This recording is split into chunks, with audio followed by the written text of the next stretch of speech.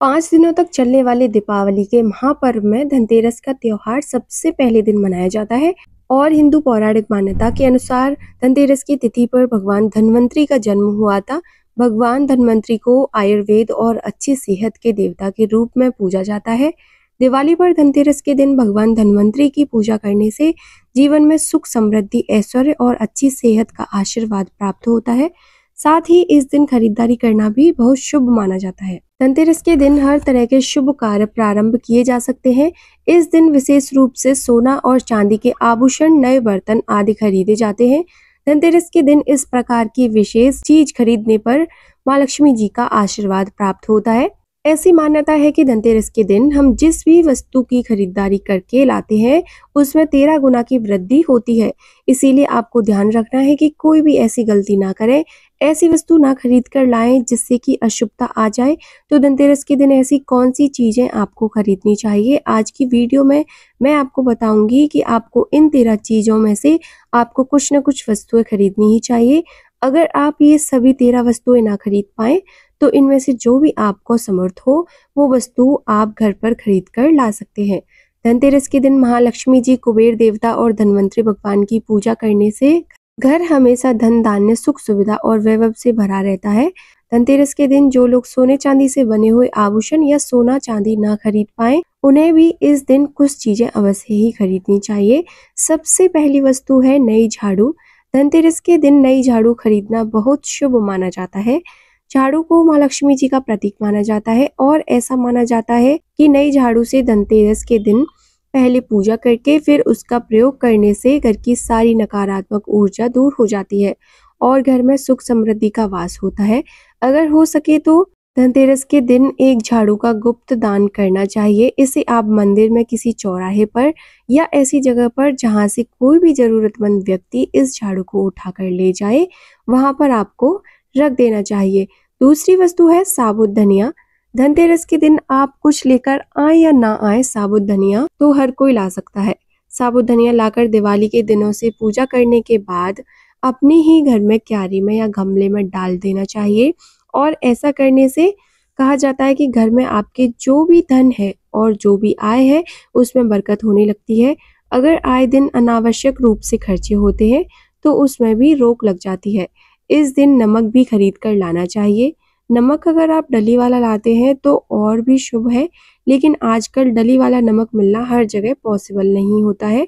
तो आप जो भी नमक आपको मिल पाता है वो नमक आप इस दिन घर पर लेकर आए। धनतेरस से लेकर दिवाली के अगले दिन गोवर्धन और भाई पूजा तक आप इसी नमक का प्रयोग करें और इन 5 दिनों तक लगातार आपको नमक का पोछा भी घर में लगाना चाहिए। ऐसा करने से एक तो दरिद्रता दूर हो जाती है और घर से नकारात्मक ऊर्जा भी दूर हो जाती है। चौथी वस्तु जो आपको घर पर लानी चाहिए वो है गोमती चक्र।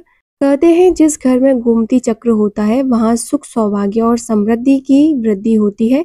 गोमती चक्र घर पर रखने से वास्तु दोष भी दूर हो जाता है और घर परिवार में किसी भी सदस्य में आत्मविश्वास की कमी हो तो धनतेरस के दिन गोमती चक्र लाकर उनके हाथ से पूजा करवाकर फिर बाद में आपको इन गोमती चक्र को अपने मंदिर में या फिर धन रखने के स्थान पर आपको रख देना चाहिए। ऐसा करने से जो भी संबंधित परेशानी है वो दूर हो जाती है। आपको ये सारी वस्तुएं मार्केट में, पूजा वाली दुकान में बहुत आसानी से मिल जाएंगी। 5वीं वस्तु है कौड़ियाँ।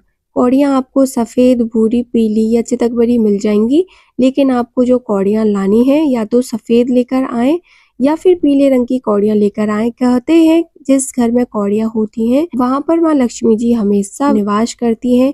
कौड़ियाँ माँ लक्ष्मी को आकर्षित करती हैं, इसीलिए आज के दिन आप 5, 7, 11 या 13 कौड़ियाँ लाकर आप चाहे तो धनतेरस की शाम को या फिर दिवाली की रात को इनकी पूजा करके, रोली, अक्षत, कुमकुम अर्पित करके फिर एक लाल कपड़े में बांधकर आपको अपने घर में जहाँ पर भी आप धन रखते हैं वहां पर रख देना चाहिए। हर साल आप इन्हीं पुरानी कौड़ियों की पूजा कर सकते हैं। हर साल आपको कौड़ियाँ खरीदने की आवश्यकता नहीं है। यदि आप नई कौड़ियाँ खरीदना ही चाहते हैं तो पुरानी कौड़ियों को आप जल में प्रवाहित कर दें। छठी वस्तु है श्री यंत्र। श्री यंत्र खरीदते समय देख लीजिएगा कि उस पर सभी चिन्ह, सभी जो भी निशान होते हैं वो अच्छे से अंकित होने चाहिए। श्री यंत्र जिस घर में होता है, नियमित रूप से श्री यंत्र की पूजा जिस घर में होती है, वहां पर भी कभी धन का अभाव नहीं रहता। श्री यंत्र की उत्पत्ति को लेकर धार्मिक पुराणों में उल्लेख मिलता है कि एक बार माँ लक्ष्मी जी अप्रसन्न होकर पृथ्वी से वैकुंठ लोक चली गईं। माता के रुष्ट हो जाने से धरती पर बहुत सारी समस्याएं प्रकट हो गईं। ब्राह्मण और महाजन बिना लक्ष्मी जी के निर्धन हो गए। तब ब्राह्मणों में श्रेष्ठ वशिष्ठ मुनि ने निश्चय किया कि मैं लक्ष्मी जी को प्रसन्न कर पृथ्वी पर वापस ले आऊंगा। जब मुनि वशिष्ठ वैकुंठ में जाकर माँ लक्ष्मी जी से मिले तो उन्हें पता चला कि माँ लक्ष्मी जी तो अप्रसन्न है और वे किसी भी स्थिति में पृथ्वी पर आने को तैयार नहीं है। तब वशिष्ठ जी ने वहीं पर बैठकर भगवान विष्णु की आराधना शुरू कर दी। नारायण ने प्रसन्न होकर मुनि वशिष्ठ को अपने दर्शन दिए। वशिष्ठ जी ने श्री हरि विष्णु से कहा कि हम पृथ्वी पर बिना लक्ष्मी जी के बहुत दुखी हैं। हमारे सारे आश्रम उजड़ गए, धरती पर वैभव खत्म होने वाला है। ये सुनकर भगवान विष्णु वशिष्ठ मुनि को साथ लेकर माँ लक्ष्मी जी के पास गए और उन्हें मनाने की कोशिश की, लेकिन फिर भी माँ लक्ष्मी जी नहीं मानी। तब उन्होंने कहा कि मैं किसी भी स्थिति में पृथ्वी पर वापस जाने को तैयार ही नहीं हूँ। जब चारों दिशाओं में माँ लक्ष्मी जी की पृथ्वी पर वापस न आने की बात फैल गई, तब देवताओं के गुरु बृहस्पति जी ने युक्ति सुझाई। उन्होंने कहा कि अब श्री यंत्र साधना ही एकमात्र उपाय बचा है, जिससे माँ लक्ष्मी जी को धरती पर आना ही पड़ेगा। गुरु बृहस्पति जी के निर्देशों से श्री हरि ने धातु पर श्री यंत्र का निर्माण किया और उसे मंत्र सिद्ध प्राण प्रतिष्ठा युक्त करते हुए दीपावली के 2 दिन पूर्व धन त्रयोदशी को श्री यंत्र पर स्थापित करके विधि विधान से उसका पूजन किया। पूजन समाप्त होते होते माता लक्ष्मी जी को वहां आना ही पड़ा और वे बोली कि मैं किसी भी स्थिति में यहाँ आने के लिए तैयार ही नहीं थी। ये मेरा प्रण था, परंतु बृहस्पति जी की युक्ति से मुझे आना ही पड़ा। श्री यंत्र मेरा आधार है और इसी में मेरी आत्मा भी बसती है। यही कारण है कि धनतेरस के दिन श्री यंत्र खरीदना चाहिए और अपने घर में स्थापित करना चाहिए। 7वीं वस्तु है 7 मुखी रुद्राक्ष की माला या फिर 7 मुखी रुद्राक्ष। अगर आप धनतेरस के दिन 7 मुखी रुद्राक्ष को घर पर लेकर आते हैं और उसकी विधि विधान से पूजा करते हैं या भगवान शिव की पूजा में आप इस रुद्राक्ष को प्रयोग करते हैं, किसी भी मंत्र का जाप करते हैं, तो उससे भी आपके घर में कभी परेशानी नहीं आती है। किसी प्रकार का कोई अकाल मृत्यु का भय नहीं रहता, क्योंकि दीपावली दियों का त्योहार होता है और इस दिन अपने घर में सभी समर्थ के अनुसार दीपक जलाया करते हैं। धनतेरस के दिन भी दीप जलाने चाहिए अगर आप चाहते हैं आपके घर में साक्षात माँ लक्ष्मी जी का वास सदा बना रहे, पूरे वर्ष भर आपके घर में धन की कोई कमी ना रहे, आपको कभी कर्ज लेने की नौबत ना आए। तो ऐसे में धनतेरस की शाम को आप 13 दीपक घर के अंदर और 13 दीपक घर के बाहर जलाएं। ऐसा करने से भी माँ लक्ष्मी जी का आशीर्वाद प्राप्त होता है। और धनतेरस के दिन 8वीं जो वस्तु है वो आपको मिट्टी के दीपक जरूर खरीद कर लाने चाहिए। मिट्टी के दीपक आप अपनी समर्थ के अनुसार खरीद कर ला सकते हैं। अगर हो सके तो किसी जरूरतमंद को जहां पर धन का अभाव हो, ऐसे घर में आप मिट्टी के दीपक का तेल सहित और बाती सहित रुई सहित दान भी कर सकते हैं। 9वीं वस्तु जो आपको दिवाली के दिन खरीद कर लानी चाहिए वो है लक्ष्मी जी और गणेश जी की मूर्ति। वैसे तो मिट्टी की मूर्ति ही घर लाना शुभ होता है, लेकिन यदि आप मिट्टी की मूर्ति ना लाना चाहें तो धातु की मूर्ति जैसे कि आप चांदी की, सोने की या पीतल की मूर्ति भी घर पर ला सकते हैं। अगर आपके पास पहले से ही मूर्तियां हैं तो आप जरूरी नहीं कि हर दीपावली पर मूर्ति खरीदें। धातु की मूर्ति यदि है तो हर साल आप मूर्ति ना खरीदें, लेकिन मिट्टी की यदि मूर्ति है तो उनका विसर्जन कर आपको धनतेरस के दिन नई मूर्तियां लाकर उनकी पूजा विधि विधान से करनी चाहिए। धनतेरस के दिन खरीदी गई नई मूर्तियों की पूजा आपको दिवाली की शाम को करनी चाहिए। धनतेरस के दिन आप भगवान गणेश और माँ लक्ष्मी जी की जो मूर्ति खरीदें वो खरीदते समय ये ध्यान रखें कि दोनों मूर्ति अलग अलग होनी चाहिए और दोनों ही मूर्ति में भगवान गणेश और लक्ष्मी जी बैठी हुई मुद्रा में हो, ना कि खड़ी हुई मुद्रा में। खड़ी हुई मुद्रा में लाई गई जो मूर्तियां होती हैं वह उग्र स्वभाव की और चंचल मानी जाती हैं। अगर आप खड़ी मुद्रा वाली मूर्तियां लेकर आते हैं तो ऐसे में धन का अभाव आपके घर में लगातार बना रहता है। और आपको ध्यान रखना है कि जो मूर्तियां आप लेकर आए वह कहीं से भी खंडित ना हो, टूटी हुई ना हो। गणेश जी की प्रतिमा खरीदते समय ध्यान रखें कि उनकी जो सूंड है वह बाईं तरफ मुड़ी हुई हो और उनका वाहन मूषक भी उस मूर्ति में जरूर बना हो। और भगवान गणेश के हाथ में लड्डू या मोदक भी होना चाहिए। और माँ लक्ष्मी जी की जो मूर्ति है वो कमल के फूल पर विराजित होनी चाहिए। और उनके हाथ में सिक्के हो या फिर सिक्के गिरने वाली अवस्था में हो, ऐसी मूर्तियां घर पर लाना शुभ होता है। बहुत से लोग आज के दिन उल्लू पर विराजमान मूर्ति या फिर तस्वीर घर पर लेकर आते हैं, लेकिन आपको हाथी या फिर कमल के फूल पर विराजमान लक्ष्मी जी की मूर्ति या तस्वीर ही घर पर लानी चाहिए। कभी भी प्लास्टर ऑफ पेरिस, जिसे पीओपी कहते हैं, या प्लास्टिक की मूर्तियां इस दिन नहीं लानी चाहिए और ना ही पूजा में उनका प्रयोग करना चाहिए। आप केवल मिट्टी की या फिर धातु की मूर्तियां ही लेकर आएं। अष्ट धातु की मूर्ति भी आप ला सकते हैं। धनतेरस के दिन आपको जो 10वीं वस्तु खरीद कर लानी चाहिए वो है कुबेर यंत्र। कुबेर यंत्र जिस घर में होता है वहां पर धन के देवता कुबेर का वास होता है। साथ ही माँ लक्ष्मी जी भी वहां पर निवास करती हैं। आपको उत्तर दिशा में ही कुबेर यंत्र की स्थापना करनी चाहिए। इस दिशा का सही निर्माण परिवार में समृद्धि और खुशियों को लेकर आता है। साथ ही अगर आपके घर में किसी तरह का कोई वास्तु दोष है तो वह दोष भी दूर हो जाएगा और व्यापार में, आपके कारोबार में खूब बरकत भी होगी। कई बार लोग खूब मेहनत करने के बाद भी उतना धन नहीं कमा पाते जितनी आप मेहनत करते हैं, और मेहनत करने के बाद भी आपके धन की तिजोरी खाली ही रहती है। तो उसे पूरा साल भरा रखने के लिए आपको धनतेरस के दिन और दिवाली के दिन कुबेर यंत्र की विधि विधान से पूजा भी करनी चाहिए।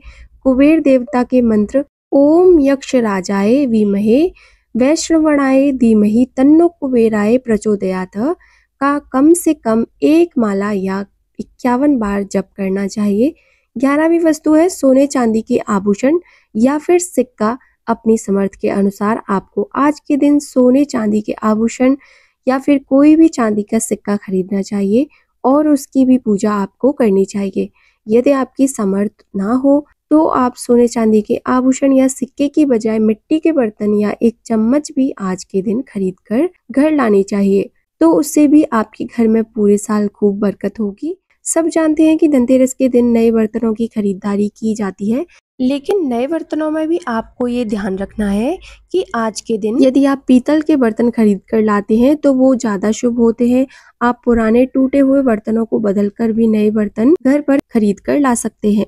जिसकी यदि सामर्थ्य बर्तन खरीदने की ना हो तो उन्हें आज के दिन केवल पूजा से संबंधित जो भी सामग्री वो खरीद कर घर लानी चाहिए। ऐसा करने से भी आपको धन कुबेर भगवान और माँ लक्ष्मी जी का आशीर्वाद प्राप्त होता है। जिसकी अगर सामर्थ्य हो तो वो अपनी सामर्थ्य के अनुसार इस दिन कुछ भी चाहे वो खरीद सकता है, लेकिन बर्तनों में आपको लोहे के बर्तन इस दिन भूल से भी नहीं खरीदने चाहिए। लोहे के बर्तन खरीदने से एक तो शनि दोष लगता है, शनि ग्रह से संबंधित परेशानियां आपके जीवन में, आपकी कुंडली में, घर परिवार में आ सकती हैं और राहु केतु ग्रह भी बलवान हो जाते हैं। 13वीं वस्तु है पूजा का सामान और धार्मिक पुस्तक। अगर आप अब तक बताई गई सभी 12 वस्तुएं खरीदने में असमर्थ हैं तो आज के दिन यदि आप अपने घर में पूजा से संबंधित कोई भी वस्तु खरीद कर लाते हैं, जैसे कि मिट्टी के दिए वगैरह कुछ भी लेकर आते हैं, तो उससे भी आपको धनतेरस के दिन की गई पूजा का पुण्य अवश्य ही प्राप्त होता है। अगर आपको पूजा से संबंधित कोई सामान लाना है, जैसे कि रोली, अक्षत, कुमकुम, कलावा या फिर कोई भी सामान, लौंग, इलायची, पान सुपारी, बताशा, तो वो भी आप इस दिन खरीद कर ला सकते हैं। इसके अलावा अब धार्मिक पुस्तकों में जैसे कि व्रत कथाएं या फिर पूरे हफ्ते पढ़ने वाली जो भी व्रत त्योहार हैं, आरतियों की किताब, और अगर आप पढ़ते हो तो आप पुराण भी अपने घर पर ला सकते हैं। और पुराण घर पर लाने के बाद जब भी आपको समय हो तो खुद भी पढ़ना चाहिए और दूसरों को भी पढ़कर सुनाना चाहिए। ये सारी वस्तुएं यदि आप उनमें से कुछ भी वस्तुएं भी खरीद कर लाते हैं तो उससे कहा जाता है कि आपके घर में पूरे वर्ष माँ लक्ष्मी जी की कृपा बनी रहती है। घर में कभी भी आपको कर्ज लेने की स्थिति नहीं आएगी। आप जितना भी कमाएंगे उसमें आपको 13 गुना की वृद्धि मिलेगी। ये जानकारी अगर आपको पसंद आई हो तो वीडियो को लाइक करके हमारे चैनल को सब्सक्राइब जरूर कीजिएगा। दिवाली के दिन पूजा कैसे करें, धनतेरस और दिवाली का शुभ मुहूर्त कब से कब तक रहेगा और गोवर्धन पूजा और भाई दूज कब से है, इस बारे में जानकारी के लिए आप हमारे चैनल पर आगे आने वाली वीडियो को देखना मत भूलिएगा।